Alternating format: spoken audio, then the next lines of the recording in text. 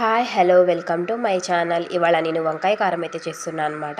చాలా అంటే చాలా బాగా వచ్చింది. ముందుగా ఒక కడాయిలోకి పీనట్ అండ్ శనగపప్పు, కొబ్బరి, కొద్దిగా మెంతులు వేసుకొని బాగా ఫ్రై చేసేసుకోవాలన్నమాట. మూడు సపరేట్గా. అండ్ మనము ఒక కడాయిలోకి ఆవాలు జీలకర్ర వేసుకొని వంకాయ అనేది ఇలా హాఫ్గా కట్ చేసుకొని బాగా ఒక 10 మినిట్స్ అయితే బాగా ఫ్రై చేసేసుకోవాలి.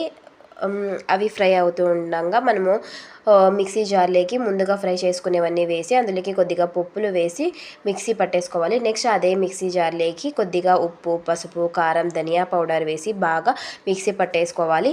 తర్వాత ఆ వంకాయల్లోకి మధ్యలోకి మనం ఆ పొడి అనేది ఫిల్ చేసేయాలన్నమాట. నెక్స్ట్ అదే ఆయిల్లోకి మనము ఈ వంకాయలను అయితే పెట్టేసి ఒక 5 మినిట్స్ అలా వదిలేయాలన్నమాట. చాలా అంటే చాలా బాగా వచ్చింది. తప్పకుండా మీరు కూడా ట్రై చేసి చూడండి. చాలా బాగుంది. ఇప్పుడు ముందుగా మిగిలిపోయిన ఆ పొడిని ఇప్పుడు లాస్ట్లో మనము దాంట్లోకి వేసేసుకోవాలన్నమాట. ఇలా వేసుకున్నాక మనం ఒక 2 మినిట్స్ అలా ఫ్రై చేసుకుంటే మన టేస్టీ వంకాయ కారం అయితే రెడీ అయిపోతుంది. తప్పకుండా మీరు కూడా ఇలా ట్రై చేసి చూడండి. వేడి వేడి అన్నంలోకి చాలా అంటే చాలా బాగా వచ్చింది. ప్లీజ్ సబ్స్క్రైబ్ చేసుకోండి.